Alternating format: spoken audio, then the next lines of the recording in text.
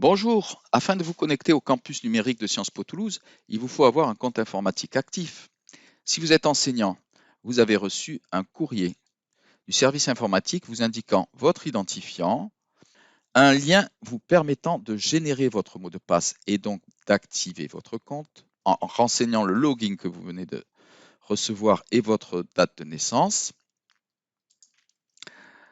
enclenche donc l'activation de votre compte. Ce mot de passe est créé aléatoirement et vous est envoyé à votre adresse mail personnelle que vous avez fournie au service des ressources humaines pour les enseignants ou à la chaîne d'inscription pour les étudiants. À cette étape de la procédure, vous pourriez vous arrêter et noter ce mot de passe sur un papier ou sur votre smartphone. Mais je vous conseille fortement de le personnaliser immédiatement.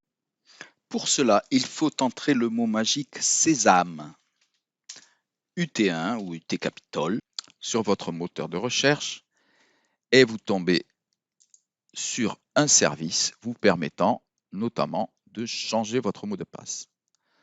Donc là, vous allez rentrer le login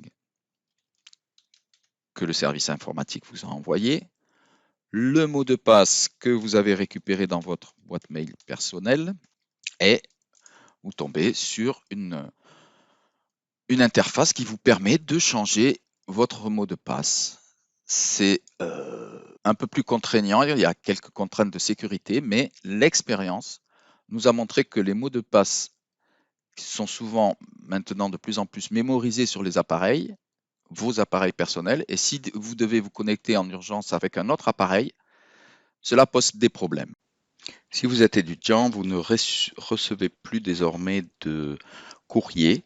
Il vous faut donc vous connecter à un service numérique de Sciences Po, par exemple le campus virtuel. Pour cela, vous devez rentrer cours.sciencespo-toulouse.fr sur votre barre d'adresse, ou bien éventuellement vous rentrez Moodle IEP Toulouse dans votre moteur de recherche, cela revient au même, vous arrivez sur la page d'accueil du campus virtuel. Ici, vous cliquez sur Connexion, vous choisissez Utilisateur IEP. Pour récupérer votre identifiant, vous cliquez sur Identifiant oublié. Vous remplissez ou un email ou un numéro de téléphone. Pour le mot de passe, c'est la même procédure que pour les enseignants.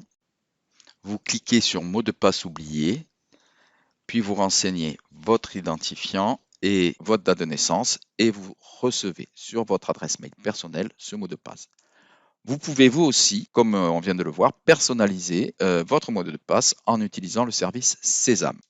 Tous les tutoriels et toutes les explications que je vous donne, vous pourrez les retrouver dans la boîte à outils. La boîte à outils étudiant si vous êtes étudiant, la boîte à outils enseignant si vous êtes enseignant. Vous y trouverez des PDF, des vidéos, etc., etc.